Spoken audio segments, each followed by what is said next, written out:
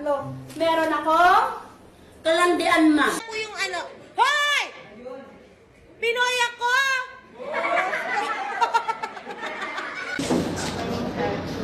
What, Kelly? Stand up, here, in front. Here, Billy.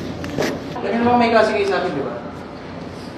Kelly. Di ba sinabi ko sa inyo kanina, ayoko na marinig? Yes po.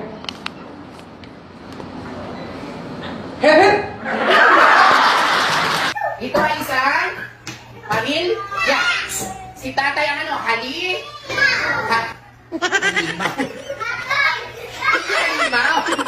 Haligi ng tahanan. Dapat maging malinis kayo sa araw-araw, kumain ng masustansyang pagkain para kayo ay maging healthy at kaya na ninyong gawin.